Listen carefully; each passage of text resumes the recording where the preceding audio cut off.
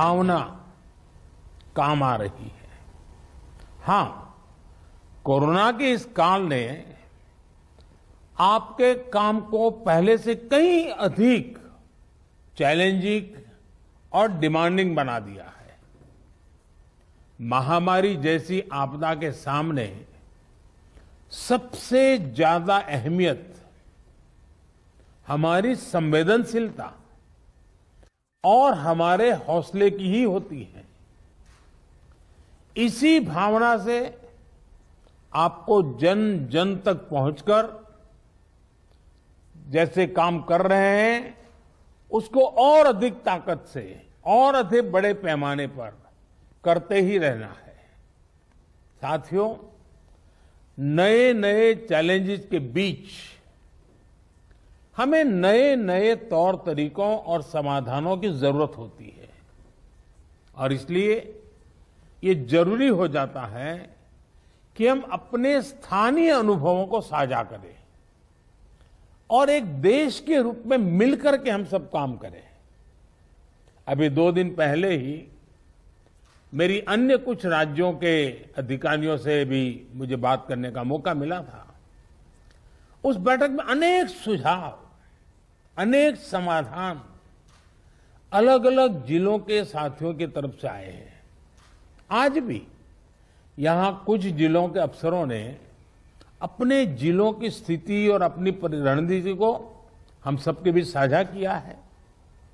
जब फील्ड पर मौजूद लोगों से बातचीत होती है तो ऐसी अभूतपूर्व परिस्थितियों से निपटने में बहुत अधिक मदद मिलती है। बीते कुछ समय में ऐसे अनेक सुझाव मिले हैं। अनेक जिलों में परिस्थिति के अनुसार कई इनोवेटिव तरीकों की भी जानकारी आप लोगों से मिली है। गांवों में कोरोना टेस्ट की सुविधा अधिक से अधिक लोगों तक पहुंचाने के लिए मोबाइल वैन का तरीका कई लोगों ने अपनाया है। स्कूलों, पंचायत भवनों को कोविड केयर सेंटर्स में परिवर्तित करने का कुछ लोगों ने इनिशिएटिव लिया है।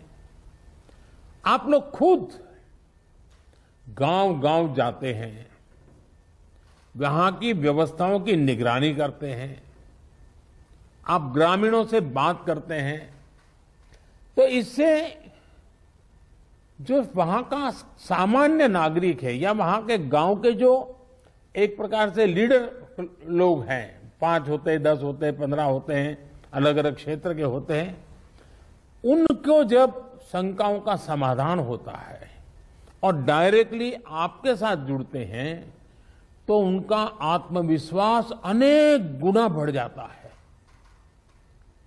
सारी आशंकाएं एक प्रकार से आत्मविश्वास में बदल जाती है।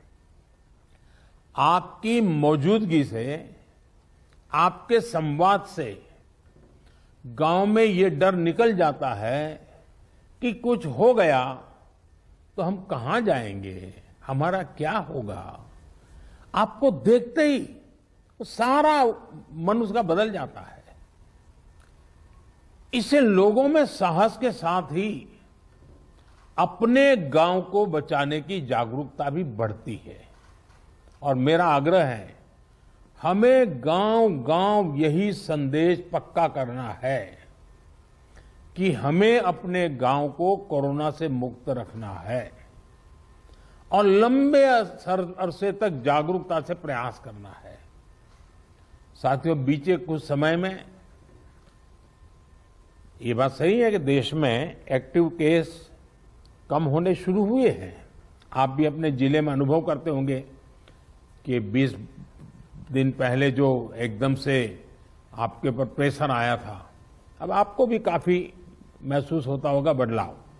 लेकिन आपने इन 1.5 सालों में ये अनुभव किया हुआ है कि जब तक ये संक्रमण माइनर स्केल पर भी मौजूद है तब तक चुनौती बनी रहती है। कई बार जब केस कम होने लगते हैं तो लोगों को भी लगता है कि अब चिंता की बात नहीं, वो तो चला गया। लेकिन अनुभव दूसरा है। टेस्टिंग और डिस्टेंसिंग जैसे मेजर्स को लेकर लोगों में गंभीरता कम न हो, इसके लिए सरकारी तंत्र, सामाजिक संगठन, जनप्रतिनिधि, इन सबके बीच में एक सामूहिक जिम्मेवारी का भाव हमें पक्का करना होगा और प्रशासन की जिम्मेवारी और बढ़ जाती है। कोविड एप्रोप्रिएट बिहेवियर जैसे मास्क पहनना, हाथ धुलना, जब इनमें कोई कमी नहीं आती, आपके जिलों में, आपके जिलों के बाजारों में, गांवों में कम से कम होने के बाद भी लोग सभी दिशा निर्देशों का पालन करते हैं, तो ये कोरोना से लड़ाई में बहुत मदद करता है। स्थितियों पर लगातार नजर रखने से जिले के सारे प्रमुख विभागों, जैसे पुलिस का विभाग हो, साफ सफाई की बात हो, इन सारी व्यवस्थाओं का, इनके बीच में बेहतर तालमेल और प्रभावी परिणाम स्वाभाविक रूप से निकलने लगते हैं। मुझे आपके कई जिलों से इस रणनीति पर काम करने के रिजल्ट्स की जानकारी मिलती रही है। इन जगहों पर आपने वाकई बड़ी संख्या में लोगों का जीवन बचाया है। साथियों, फील्ड में किए गए आपके कार्यों से, आपके अनुभवों और फीडबैक से ही प्रैक्टिकल और इफेक्टिव पॉलिसीज बनाने में मदद मिलती है। टीकाकरण की रणनीति में भी हर स्तर पर राज्यों और अनेक स्टेक होल्डर से मिलने वाले सुझावों को शामिल करके आगे बढ़ाया जा रहा है। इसी क्रम में स्वास्थ्य मंत्रालय की तरफ से 15 दिन के टीकों की उपलब्धता की जानकारी राज्यों को दी जा रही है। वैक्सीन सप्लाई टाइमलाइन की स्पष्टता होने से टीकाकरण से जुड़े मैनेजमेंट में आप सभी को और आसानी होने वाली है। मुझे विश्वास है कि हर जिले और वैक्सीनेशन सेंटर के स्तर पर सप्लाई और सुदृढ़ होगी। इससे टीकाकरण से जुड़ी अनिश्चितताओं को दूर करने में, पूरी प्रक्रिया को स्ट्रीमलाइन करने में बहुत मदद मिलेगी। वैक्सीनेशन का जो प्लान है, जो कैलेंडर है, उनको हम नियमित रूप से अलग अलग मीडिया प्लेटफॉर्म पर अधिक से अधिक साझा करेंगे तो लोगों को कम से कम परेशानी होगी। साथियों, पिछली महामारी हो या फिर ये समय, हर महामारी ने हमें एक बात सिखाई है। महामारी से डील करने के हमारे तौर तरीकों में निरंतर बदलाव, निरंतर इनोवेशन, निरंतर अपग्रेडेशन बहुत जरूरी है। ये वायरस म्यूटेशन में स्वरूप बदलने में माहिर है। एक प्रकार से बहुरूपिया भी है और ये वायरस धूर्त भी है। तो हमारे तरीके और स्ट्रेटेजीज भी डायनेमिक होने चाहिए। साइंटिफिक लेवल पर हमारे वैज्ञानिक वायरस के बदलते स्वरूपों से निपटने के लिए दिन रात काम कर ही रहे हैं। वैक्सीन बनाने से लेकर एसओपीज और नई ड्रग्स बनाने तक लगातार काम हो रहा है। जब हमारी एडमिनिस्ट्रेटिव अप्रोच भी इतनी ही इनोवेटिव और डायनेमिक रहती है तो हमें असाधारण परिणाम मिलते हैं। आपके जिले की चुनौतियां यूनिक होगी, इसलिए आपके समाधान भी उतने ही यूनिक होने चाहिए। एक विषय वैक्सीन वेस्टेज का भी है। एक भी वैक्सीन की वेस्टेज का मतलब है किसी एक जीवन को जरूरी सुरक्षा कवच नहीं दे पाना। इसलिए वैक्सीन वेस्टेज रोकना बहुत जरूरी है। मेरा ये भी कहना है कि जब आप अपने जिले के आंकड़ों की समीक्षा करते हैं तो उसमें अर्बन और रूरल इसको भी अलग अलग से आप गौर करें ताकि आपका फोकस रहे। इवन टियर 2, टियर 3 सिटी को भी अलग से उसका एनालिसिस करें ताकि आप फोकस वे में अपना स्ट्रेटेजी वर्कआउट कर सकते हैं। कहां कितनी ताकत लगानी है, किस प्रकार की ताकत लगानी है, ये बड़ी आसानी से आप कर पाएंगे। और इससे जब ये प्रकार से देखेंगे तो ग्रामीण इलाकों में कोरोना से निपटने में मदद मिलेगी। और मैं भी लंबे अरसे तक आप ही की तरह कुछ न कुछ काम करते करते यहां पहुंचा हूं। मेरा अनुभव है कि गांव के लोगों को अगर सही बात समय पर पहुंचा दी जाए तो वो बहुत रिलीजियसली उसको फॉलो करते हैं, बहुत रिलीजियसली। और जो शहरों में कभी कभी हमको किसी चीज को लागू करने में मेहनत पड़ती है, गांव में उतनी मेहनत नहीं पड़ती। हां, क्लैरिटी चाहिए, गांव के अंदर एक टीम बनानी चाहिए। आप देखिए वो परिणाम खुद दे देते हैं आपको।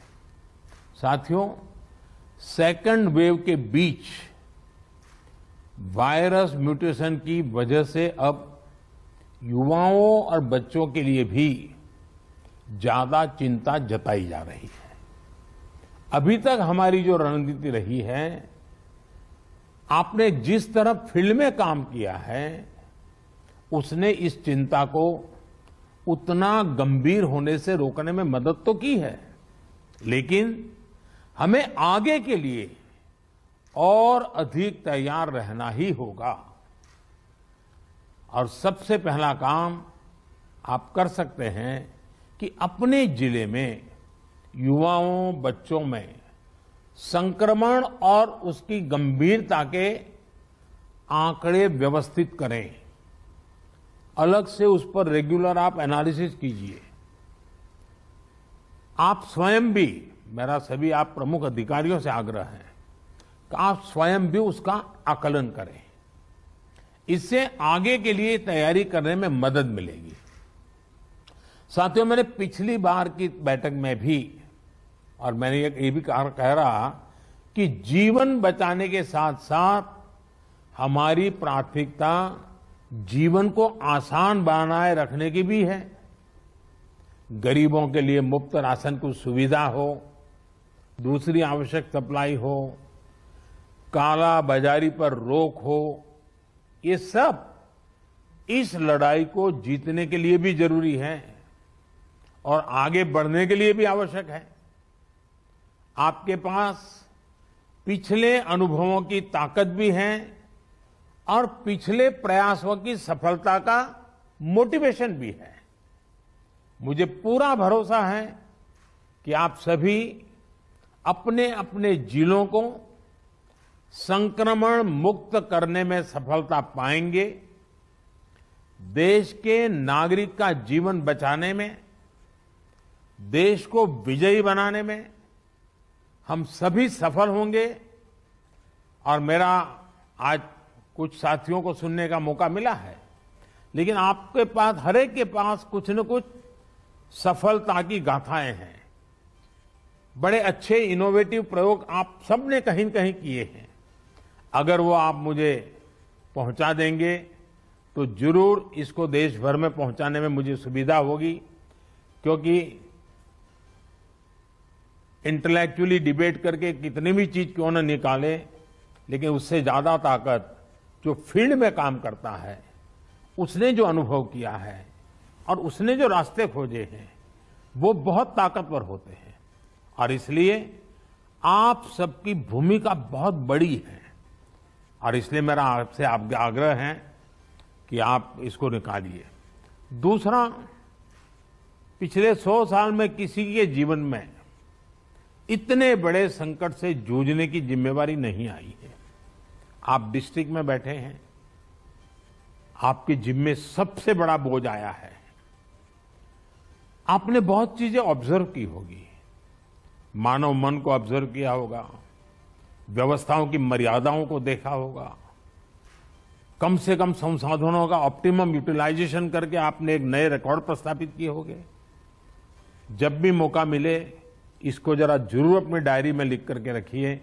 आने वाली पीढ़ियों को आपके अनुभव काम आएंगे, क्योंकि पिछली शताब्दी में 100 साल पहले जो बड़ी महामारी हुई वो उसके उतने रिकॉर्ड उपलब्ध नहीं है कि वो लड़ाई उसका रूप कैसा था, संकट कितना गहरा था, कहाँ क्या हुआ, बाहर निकलने के रास्ते क्या खोजे गए। लेकिन आज हमारे डिस्ट्रिक्ट के अफसर अगर ये डिस्ट्रिक्ट गैजेट की तरह इसको बनाएंगे तो भविष्य की पीढ़ियों को भी हमारी ये मेहनत, हमारे अनुभव, ये आने वाली पीढ़ियों के लिए भी काम आएगा। और मैं आपको भी इस सफलता के लिए, इस मेहनत के लिए, और आपको और आपकी पूरी टीम को, जिस प्रकार से आप लोगों ने इसका नेतृत्व किया है, आपको बधाई देता हूं, आपकी सराहना करता हूं। और मैं आशा करता हूं कि आप और अधिक सफलता प्राप्त करेंगे, तेजी से सफलता प्राप्त करेंगे और जन सामान्य के अंदर विश्वास पैदा करेंगे। सामान्य मानवीय का विश्वास विजय की सबसे बड़ी जड़ी बूटी है, सबसे बड़ी जड़ी बूटी है। इससे बड़ी जड़ी बूटी नहीं हो सकती है और ये काम आप आसानी से कर सकते हैं। आप स्वस्थ रहें, कार्य का बोझ आपको ज्यादा है, मैं अनुभव करता हूं। अब बारिश की सीजन आएगी तो और एक सीजनल जो प्रेशर रहता है वो तो बढ़ने ही वाला है।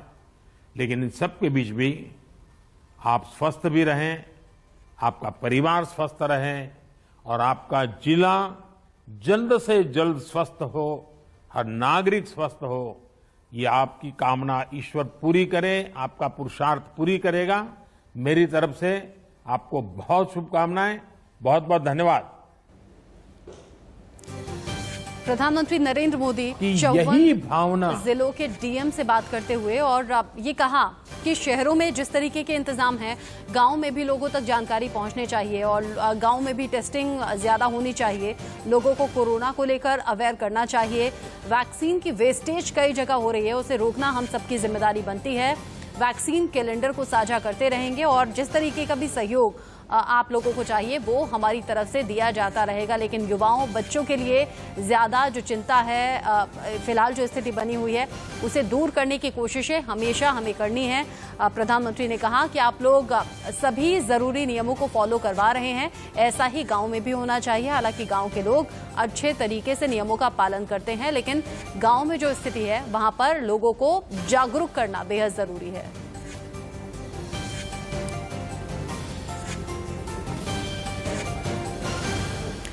तो प्रधानमंत्री नरेंद्र मोदी ने आज फिर से 54 जिलों के डीएम से बात की है और बताया है कि कैसे हम कोरोना के खिलाफ इस जंग में जीतेंगे। सबको मिलकर काम करना होगा। आगे बढ़ते हुए देख लेते हैं इस वक्त की हेडलाइंस।